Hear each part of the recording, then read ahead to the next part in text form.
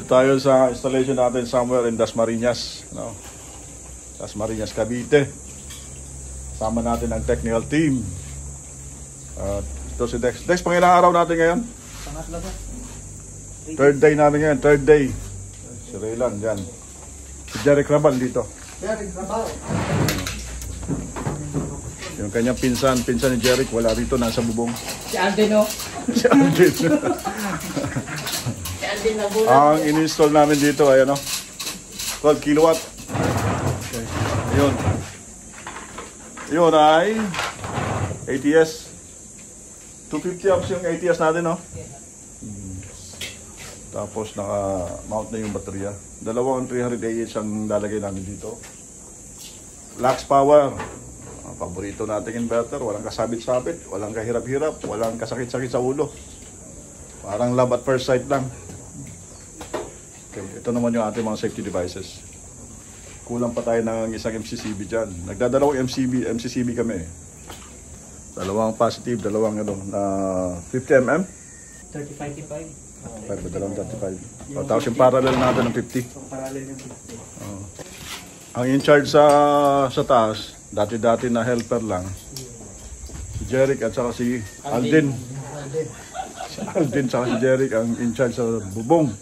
Sila na ang tagalatag ng railings, solar panel, saka sila na rin nagwa-wiring. Sunod yan, may sariling technical team na ito. Shout out naman dyan. Shout out kay sir. Salamat sa supporter. Sa akin na siya shout out.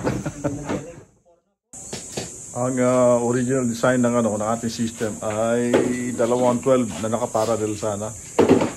Tapos 4 na battery. So for now, sinisimulan muna namin isang 12. Tapos dalawang battery.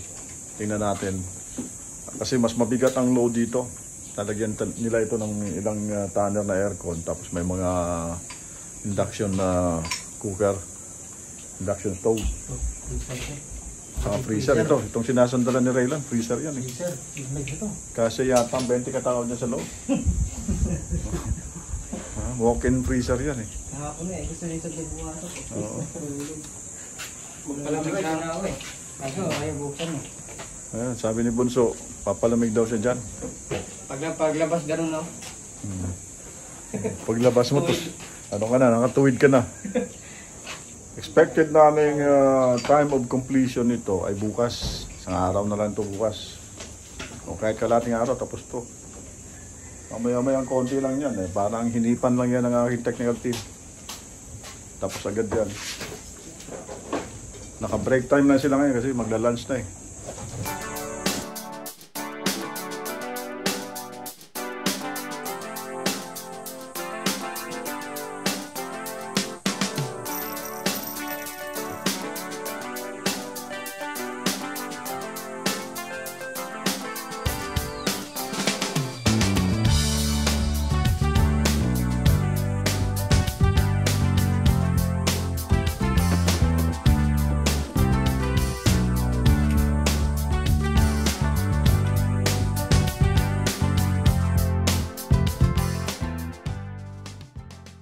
Kikita nyo, pawis na pawis ako. Oh. Kunyari lang yan, di ako nag-hands-on dito. Yung pawis na yan, ay pawis talaga na sa panahon, sobrang init. Kasalukuyang sinasarado ni Dex at saka ni Raylan ang ating system. Kasama natin ang ating butihing sales. Sir, kapag kayo nag-inquire sa amin, isa sa mga gagawa ng quotation, makakausap nyo si Sir Linder.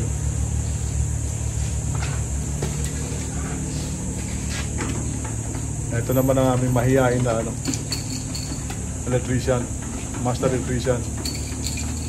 Mahihain yan, camera siya yan. Ito, isa pang camera siya yun. Nagre-retouch. Yeah. Hindi Ginagawa namin ngayon ay retouch. Final tweaking ng system. Tapos dry run ng sagad na load. Isasagad tayo ng mga load. Kaya lang itong system na to, pang pang 6-footer, yung height. Tayo mga hindi pinalad ng height, ay wala tayong magagawa. Ayan. Naka-online, naka-wifi dongle. Mga parameter settings ay nire-remote control natin yan. Merong RSD, no? 4 springs RSD, pero tatlo lang yung ginamit natin. Ayan, ritas lang. Yung mga makeup na nabura, kailangan palitan. Nakakayang i-turn over sa ating client na marumi. So, umipa na naman yung freezer.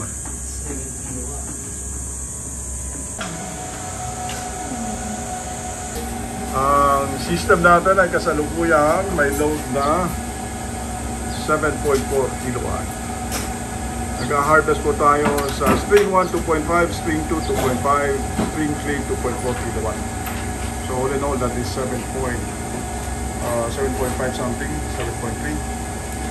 Remove siya sa baterya ng 500 o 700 watts. Ang load po natin, 7.4 kilowatt. Yan ang ating system. Ito ay Lux Power 12 kilowatt na inverter. Walang ka-problema. Suwabe.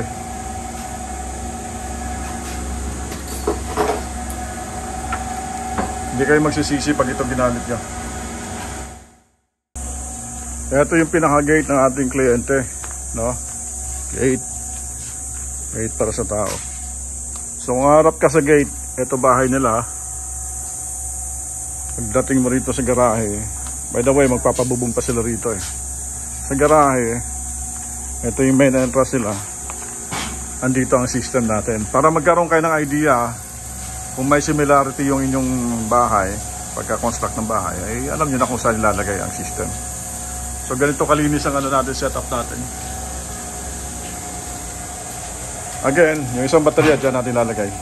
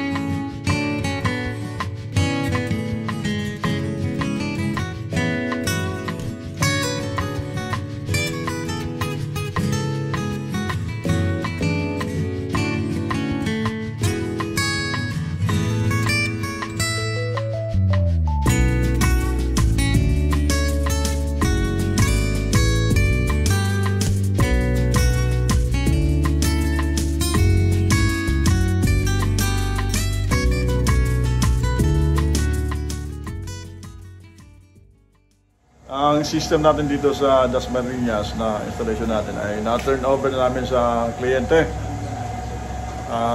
Masaya ang ating kliyente at gusto nila maikabit kagad yung baterya, no? As soon as possible. So properly turn over na siya.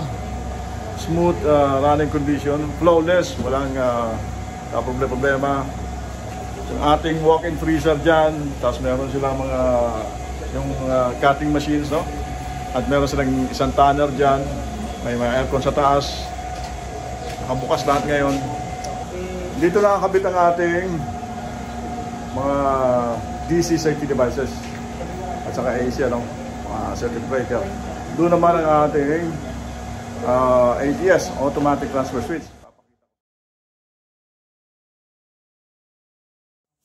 Matapos ang installation, hindi kami umalis ng basta-basta. Yung mga technical team ko, kita niyo technical team ko, nililinis namin yung palibot. Hindi kami nag-iiwan ng bakas. Yung fingerprints namin sa mga inverter, sa mga battery, pinupunasan namin. Kita niyo, meron ba kayong technical team na ganyan? Ayun, kailangan malinis. Sa mga gusto magpa-install, meron akong iniwan na contact info sa video description, saka sa comment section, nakapin po yan. Kontakin nyo po ang aking sales. Ito po si Jay Legaspi. Sumasaludo sa inyo lahat.